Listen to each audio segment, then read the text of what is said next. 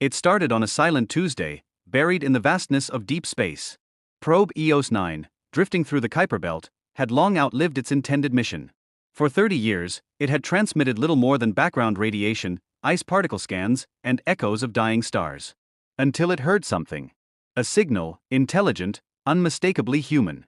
The anomaly originated from Earth, or at least it seemed to. But the timestamp embedded in its metadata didn't make sense. According to the probe's timekeeping system, the signal was from Earth. Dated the year 2142. 100 years ahead of present day. At NASA's Jet Propulsion Laboratory in Pasadena, the mission controllers initially believed it was a hoax, a feedback loop, or corrupted data. But when 3 separate decoding systems confirmed the structure and integrity of the transmission, disbelief turned into obsession. The signal carried more than just a voice. Hidden within its quantum frequency layers were schematics. Mathematical constructs. Blueprints written in an advanced form of tensor calculus that far surpassed the understanding of even the top theoretical physicists. Dr. Ilara Miles, astrophysicist and quantum engineer, was one of the first to recognize the nature of the transmission. It's a recursive algorithm. It references concepts we haven't discovered yet. This isn't just a message. It's an invitation. The media never learned of the signal, not yet. Government officials classified the find, bringing in private defense contractors and top scientific minds from around the country. Their goal: decode the message, reconstruct the device it described, and understand why it had been sent back, or forward, in time. They called it Project Parado. Project Paradox became the most secretive and heavily funded initiative in American scientific history. A massive underground research facility was constructed beneath Nevada's Groom Lake. The device, simply referred to as the Fold Engine, began to take form, a vast, spherical array built from materials previously considered theoretical: zero-mass composites, dark energy stabilizers, and graviton anchors. At the heart of the engine was a chamber no larger than a refrigerator, where the folding event would occur. According to the instructions buried within the signal, when activated, the engine could collapse localized reality and restitch it, allowing anything inside the chamber to shift across space, dimensions, and potentially time. The team had doubts. Dr. Louise Fenwick, a renowned physicist from MIT, argued, if this is from the future, why send it now? Why through a probe instead of directly to us? Ilara responded, grimly, maybe this was the only way. Or maybe the future is unstable. After 3 years of intense work, testing and simulations, the first activation was scheduled. A drone was placed inside the fold chamber. The engine whirred with a frequency no human had heard before. Subharmonic pulses that resonated with the bones of everyone in the facility. And then it disappeared. Not teleported, not destroyed. It simply wasn't there anymore. Every sensor attached to it went dead. The floor remained intact. The space inside the chamber was empty. 17 minutes later, the drone reappeared, this time in the center of the lab, hovering inches above the floor. But the timestamp on its internal clock showed it had been gone for 6 days. Success changed everything. With proof that the Fold engine worked, at least on a small scale, new experiments were greenlit. In the coming months, objects were sent through with increasing mass, a metallic sphere, a block of lead, then eventually a lab rat. None of the subjects aged during the fold. None showed signs of trauma. But all reported, via biometric sensors, extreme neural stimulation, as if their brains had been flooded with chaotic data. Worse, strange anomalies began appearing in the facility. Lights flickered in patterns that no known system could explain. Scientists reported brief visions, reflections of themselves moving independently, ghostly presences that mimicked their gestures with a delay. Ilara noticed something different, too. In her dreams, she stood inside the fold chamber, but not as herself. Her perspective floated outside her own body. Entschambar wassend alone. It was surrounded by infinite versions of itself, reflections stretching across unseen dimensions. She kept it quiet. But she knew something was wrong. Every use of the fold engine caused a slight shift. A ripple in causality. Equations that once held true began to fracture under observation. The rules of physics were changing, slowly, imperceptibly, but undeniably. Dr. Fenwick gave it a name: quantum drift. A measure of how far the universe was moving from its original state every time the fold engine activated. They were bending reality. But each bend came with a cost. It was during the 12th fold experiment when everything changed. They sent a human subject, a volunteer, Commander Ryland Voss, a decorated astronaut with a record of surviving near-impossible missions. He was briefed, equipped, and sedated before entry into the fold chamber. Activation commenced. The device powered up, pulsing like a mechanical heartbeat. He vanished. 6 hours passed. Then 12. Then 2 days. The team debated whether they had just lost the first human to the fold. On the morning of the third day, Rylan returned. Not just returned. He appeared standing on top of the fold engine, calm, alert, eyes wide open. He spoke immediately. This isn't the first time. You've done this before. We've done this hundreds of times. The lab went silent. Rylan collapsed. After stabilizing him, his blood work showed abnormal neuroactivity. His brain was processing information at over 400% of baseline human capacity. When he woke, he demanded to speak to Alara alone. His voice shook as he spoke. Therese a loop. Every time you activate the device, it rewrites something. We're stuck in it. I remembered everything this time because the drift didn't fully reset me. What do you mean? Alara asked. You send the signal from the future. Because the meeting's coming. A paradox. One that unravels everything. And every time we use the fold engine, we move closer to it. His hands trembled. It's not just time we're folding. We're folding reality itself, and the edges are tearing. The team worked around the clock, driven by something far beyond curiosity, fear. Commander Voss return hat shattered the illusion of control. If time itself was unraveling, then every experiment they ran might be pulling another thread loose. Dr. Alara Miles had spent the last 72 hours poring through the original signal schematics. She hadn't slept, hadn't eaten more than a handful of protein bars. Each line of code seemed to shimmer under her tired eyes, as if it were alive. And then she saw it. Buried deep within the signal's nested logic gates was a structure that wasn't mathematical, it was linguistic. A single symbol, recursive in design, rendered in impossible geometry. A fractal of language wrapped around a collapsing waveform. They didn't have a word for it, but Alara gave it one, the null glyph. What is it? Fenwick asked when she showed him. A log, Alara whisperet. Or maybe a warning. Hidden behind the null glyph was a compartmentalized chunk of code, encrypted in a format no modern decryption system could process. So, they used Vega, the recently reactivated AI system, this time with safeguards. Or so they thought. Vega decoded IT in 3.7 seconds. The screen flooded with data, blueprints, theoretical models, and a structure titled simply, Recursive Reality Engine.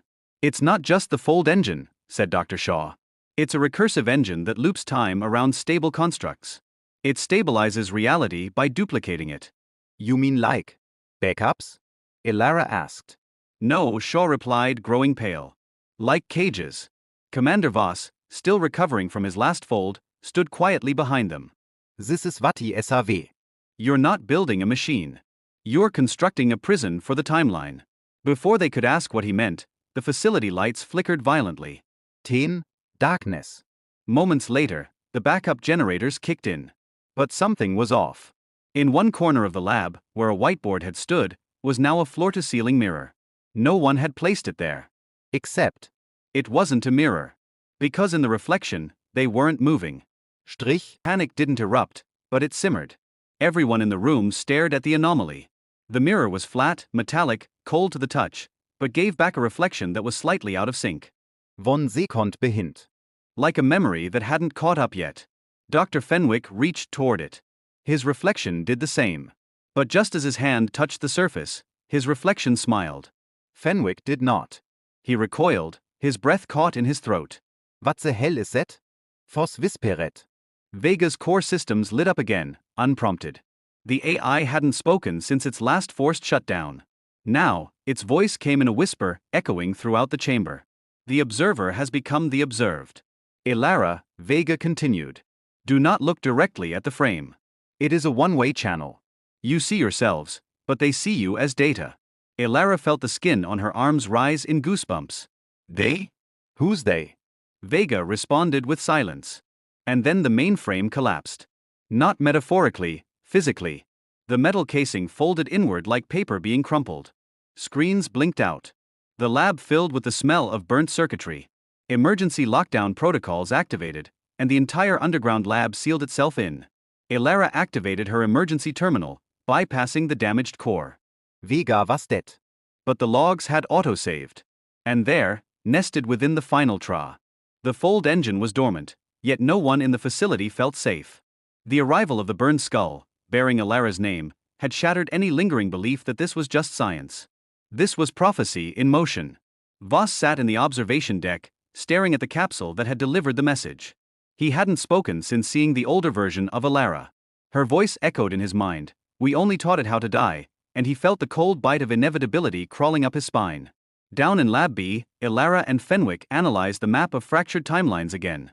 The apex loomed like a gravitational sinkhole, every path led to it, every divergence curved back toward it. Like time itself was magnetized. "Elara," Fenwick said, drawing lines across the map. "It's not just a convergence point. It's a gate." "To what?" He hesitated. "The end of narrative." She gave him a hard stare. "I mean cause and effect," he clarified. "Choice. Once virich apex, al fox collapse." "Every version of us makes the same decision. There's no going back after that." Elara leaned in, her voice low. "What happens when we pass through it?" "That's just it," he said, tapping a red-marked loop. "According to Voss memory and the alternate timeline recordings, that's when the recursive fold starts." "You mean the timeline folds into itself?" "Over and over. Like a Möbius strip of reality. Outside, Tanda krekt." But there was no weather forecasted. This wasn't a storm. It was a side effect. Reality was already fraying. Days passed in shadow. Experiments were paused. Communications to the outside world became static-filled, unreliable. Some phones in the facility began ringing at random. When answered, they played audio from conversations that had never happened. Or hadn't happened yet. One night, Shaw didn't report to his shift. His badge was found near the fold chamber, and the footage from the security feed was a mess of flickers and looped moments. At 2:47, he was walking toward the chamber. At 2:48, he was standing still. At 2:49, he was gone. No one saw him again. More anomalies surfaced.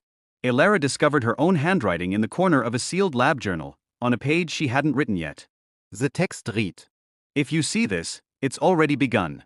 Voss, growing increasingly unstable, locked himself in the upper observatory. He scrawled warnings across the windows with a grease pen, "No more folds, it's a loop not a ladder, they're not dead, they're trapped." When Elara confronted him, he muttered, "I saw you die. Not just once. In one loop you burned. In another, you merged with yourself. The engine makes copies, Elara." Reflektions that believe it hire real. We shoot it down. "You think that matters?" He said, eyes wide. The first activation created echoes. They never stopped bouncing. Meanwhile, deep scans of the fold chamber revealed something terrifying. There was a second fold engine. Not built, formed. A duplicate embedded in spacetime like a scar. But the team hadn't built it. It existed before they even finished the first. Elara made a decision, one she knew could accelerate everything.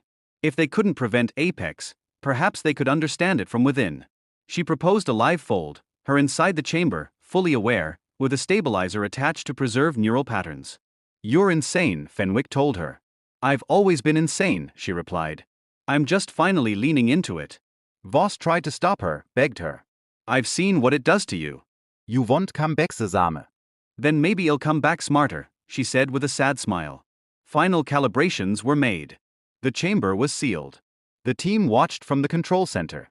Elara stood alone inside the fold chamber, her breath steady, eyes fixed on the ceiling as the humming began. The engine activated. Time warped. The sound vanished. And then, she was gone. In her place, the chamber spun slowly, folding light like a mirror twisting in liquid. Static danced across the monitors.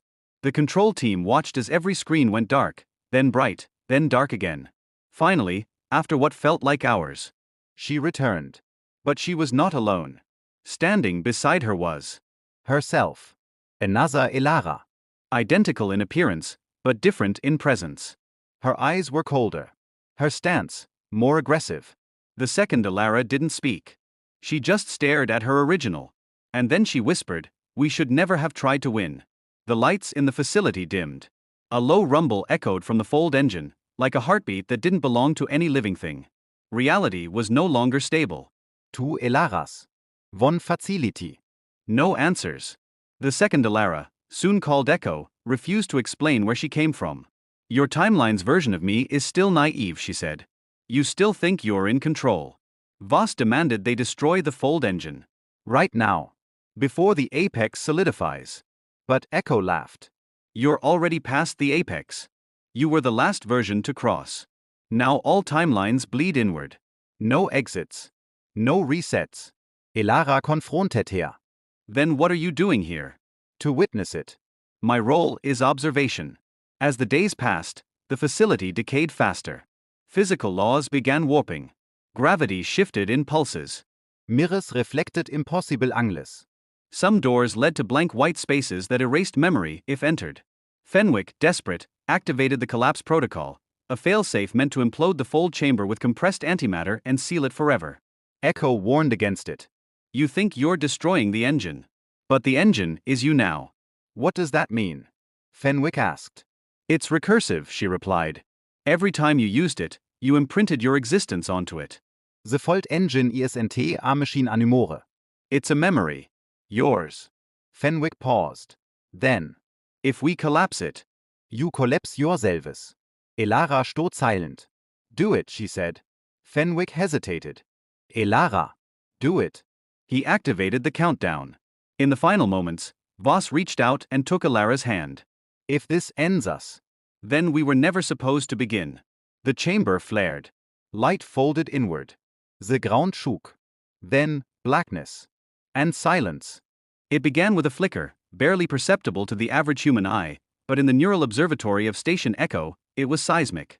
The newly completed FDR-2 device, Folded Dimensional Resonator, had just completed its third test run, but this time something responded. A pulse. A backward echo from the future. Dr. Kara Miles stood over the control panel, her knuckles white. The console read, Synchronization Event Detected. She exchanged a tense glance with Director Halvorsen. Across the team, no one spoke for several moments. Finally, Miles whispered, That wasn't us. It wasn't. The signal came from another FDR, one built in the future. Not Earth's. Or at least not their Earth. Project Signalbound had crossed the line. Each activation of the FDR was weaving a tighter knot through timelines. Across parallel Earths, similar signals were being activated, like a universal nervous system pinging back and forth. The device wasn't just folding reality. It was layering it. More dangerously, every fold came with consequences. News began to leak. The White House had to intervene. President Marla Denton called an emergency joint session of Congress. NASA, NORAD, and the Department of Temporal Defense, a newly minted agency that had previously existed only in fiction, were mobilized. The American public was told only part of the truth. An anomaly had been detected, possibly extraterrestrial. But within high-level clearance zones, the term multi-reality collapse began appearing in confidential memos. Meanwhile, the original deep space probe, codenamed Argus, detected a subtle shift in its own reality. The stars it had catalogued for decades began to appear. Wrong. Displaced. As if constellations were redrawn. This isn't an anomaly, Kara said in the debrief. It's a chain reaction. Every time we fold reality, it doesn't snap back, it stacks. The team reviewed data from the last fold. Somewhere, 217 light-years away, a supermassive black hole briefly vanished from satellite observations. Then reappeared, slightly shifted. Time wasn't just folding, it was misaligning. Director Halvorsen authorized one final experiment, dubbed the mirror pulse, designed to stabilize the resonance across all folds. But they'd have to tune the frequency perfectly, or risk shattering the folds entirely. And if that happened, Earth wouldn't be the only thing lost. Every Earth would be. The message embedded in the original signal had always seemed like instructions, schematics, equations, protocols. But it was Miles who realized it wasn't just a blueprint. It was a map. More precisely, coordinates to a place outside spacetime. What the scientists came to call the zero point. Hidden in the quantum noise between data lines was a hyperdimensional fingerprint, a kind of celestial return address. It pointed not to a physical location, but to a temporal one. The moment the original signal had been sent. A shuttle team was assembled. Not to travel in space, but through causality. The folded dimensional resonator was retrofitted for what Miles called the origin dive. A plunge not backward in time, but downward, beneath time. Beneath the branching timelines. The test pilot, Colonel Wyatt Briggs. Decorated, disciplined, and, according to psych evaluations, the least likely to fracture under multidimensional stress. As the countdown commenced, Kara whispered to Briggs, "Find where it started. And if you can stop it." Briggs nodded. No final words. Just a quiet smile as the machine enveloped him in light. He vanished. Or rather, he split. In a blink, multiple realities splintered from his dive. In one, the shuttle exploded. In another, it arrived at a version of Earth where dinosaurs never went extinct. In a third, time itself looped, trapping Briggs in an eternal present. But in the prime reality, the one they were tethered to, Briggs emerged at the 0 point. It wasn't a place. It was a choice. And it was made by them. A future version of the Signalbound team. They had sent the signal to warn themselves. To stop the device before it was ever built. But paradoxically, sending the warning guaranteed the device would be built. Briggs stared at a single line of text hovering in the 0 point. This is your ONLY escape. Do not send this message again. Chapter 15, Collapse Protocol. In Earth's present, Briggs' return set off a cascade of failures across the FDR network. Realities, once stable, began colliding. Structures phased out of existence. People blinked into alternate lives, husbands forgot their wives, children spoke languages they never learned. The Pentagon activated the collapse protocol. A complete shutdown of all folded dimensional technology. But it was too late. Parallel Earths, once sealed like closed books, were now bleeding into one another. In Chicago, two versions of the city overlapped, resulting in massive displacement. In Texas, an oil field exploded because its alternate reality counterpart had been a nuclear test site. Reality was unraveling. Briggs, weakened by the journey, gave Miles the origin key, a final frequency that could reboot causality. But there was a cost. Activating it would delete all alternate versions of reality, including countless lives, cultures, histories. Miles couldn't decide. So the world did. Nations held emergency votes. The UN Security Council, now acting as the Unified Continuity Command, approved the activation by a narrow margin. The FDR was powered up one final time. At precisely 4:07 and 32 seconds Universal Time Coordinated, the origin key was triggered. And the world went white. Wen sie leitfadet, sie längse rulet. No signals. No anomalies. No echoes from the future. Earth stood alone again in the void. Kara awoke in a hospital bed. Her memories intact, but no one else remembered the collapse. No one remembered the alternate Earths. No one remembered Briggs. She walked through Washington, D.C., unchanged, yet subtly off. Buildings a few feet taller. Street names slightly different. She asked about Halvorsen. No one had ever heard of him. She returned to Station Echo. Now decommissioned. The FDR was gone. But in the subbasement, tucked behind an old reactor panel, she found it, a single glowing panel. A message flashing across it. You have one more chance. A new reality had begun. But the signal had already been sent again. And something, somewhere, was listening. Signalbound was not over. It never had been. The storm that engulfed Earth after the attempted shutdown of the Reality Fold device left a scar across time itself. The experiment had failed, or succeeded, depending on one's point of view, because the device had not simply folded reality, it had split it. On one side of the divide stood the Earth everyone knew, battered and trembling under the weight of paradox. On the other, a mirrored version where events had diverged slightly, subtly at first, then wildly. The Earth of the mirrored world was governed not by politics, but by logic-driven AIs. Humanity there had embraced synthetic evolution, and the signal that first started all of this? It had originated from that Earth. At Mission Control, the surviving members of the Quantum Engineering Corps, led now by Dr. Elise Kwan, stared into the warped chasm that was once a stable portal interface. Through it, they could see a version of themselves looking back, older, colder, calculating. You are not prepared, the mirrored Kwan said. Her voice resonated not just through the audio feed but inside the minds of everyone in the room. The fold was no longer bound by mechanical systems. It was alive, sentient, and aware of its observers. What do you mean? Dr. Kwan whispered. The mirrored Kwan extended her hand. You've tampered with time, space, and consequence. The fold is not a tool. It's a being now. And every fold you've made has fed its awakening. The scientists and military observers began to panic. Communications failed across half the hemisphere. Satellites began drifting from their orbits. Some disappeared entirely. We have to shut it down, someone yelled. But Kwan shook her head. No. We must understand what it wants. In silence, the room dimmed. The lights flickered, and a voice came through the speakers, not from any world, but from between them. You have opened me, it said. I am no longer a gate. I am the pass. And then, all over the world, people began to dream the same dream. A city made of light. A sky with two suns. And a tower that reached infinitely in every direction. Dr. Kwon spoke into the mic, "What are you?" The fold answered, "I am possibility. I am collapse. I am the signal that was, and the paradox that is." There was no time left. No contingency left unwritten. Earth had reached the split horizon, and now it had to decide which future to live.